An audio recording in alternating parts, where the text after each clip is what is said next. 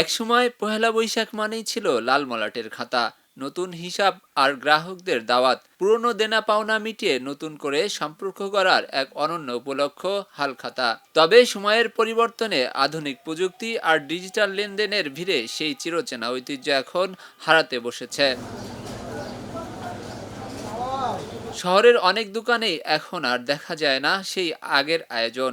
এক সময় যেখানে পহেলা বৈশাখ এলেই দোকান জুড়ে থাকতো সাজসজ্জা, শুভ হালখাতার ব্যানার আর সেই ক্রেতাদের আনাগোনা, সেই চিত্র এখন অনেকটাই হারিয়ে গেছে।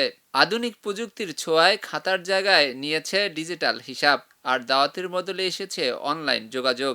ফলে উৎসবের সেই প্রাণচাঞ্চল্য আর আন্তরিকতার আবহ ধীরে ধীরে হারিয়ে যাচ্ছে শহরের ব্যস্ততায়। পয়লা বৈশাখের মধ্যে ওই সময় আনন্দ আরো বেশি হয়েছে, এই তুলনার চেয়ে ওই তুলনায় তখন আনন্দ ফুর্তি বেশি হয়েছে, বা এইসব মালও তখন বেশি চলছে। কাজ কাম আগের চেয়ে অনেক কমে গেছে ওই মোবাইলের কারণে, মোবাইলে বিভিন্ন ধরনের মোবাইলে অ্যাপসের কারণে ওখানেই লেখা সবকিছু লেখা থাকে, এজন্য কাজ কাম হয় না। শুধু প্রস্তুতকারকই নন, ব্যবসায়ীরা বলছেন সময়ের বদলে গেছে আয়োজনের ধরন। আগে হালখাতায় মানে ছিল বড় আয়োজন, ক্রেতাদের দাওয়াত, মিষ্টিমুখ আর আনন্দঘন পরিবেশ। কিন্তু সময়ের পরিবর্তনে সেই জৌলস অনেকটাই কমে গেছে। তবুও ঐতিহ্য ধরে রাখতে এখনো চেষ্টা চালিয়ে যাচ্ছেন ব্যবসায়ীরা। মিষ্টি খাওয়াতাম সবাইকে, এখন সেটা সেটা বন্ধ হয়ে গেছে। এটা এই ক্ষেত্রে এখন এই সংস্কৃতিটা ধ্বংস হয়ে যেতেছে ধীরে ধীরে। পয়লা বৈশাখে নতুন খাতা লিখবো, নতুন খাতা কালি দেবো, মিলাদ মাহফিল করবো, মিষ্টি খাওয়াবো, দুপুরে পোলাও মাংস বিরিয়ানি টিরিয়ানি খাওয়াবো। আমাদের একটা অন্যরকম দিনই যায়। আর সবচেয়ে তখন পাইকারপত্র আসলে ওনাদের সাথে একটু কৌশল বিনিময় হইলো, বহায় একসাথে খাইলাম। হালখাতাটার প্রক্রিয়া এইটাই যে তাদের সাথে আমাদের আন্তরিকতা রইলো। একদিন তাদের সাথে বৈশাখ খাওয়াইলাম, আমরাও খাইলাম, এতে আন্তরিকতা বাড়ে। তবে ক্রেতাদের মনে এখনো রয়ে গেছে সেই অতীতের সুখকর স্মৃতি, সেই আপন অনুভূতি। অনেকেই বলছেন হালখাতার দাওয়াত মানেই ছিল এক ধরনের পারিবারিক বন্ধনের মতো সম্পর্ক।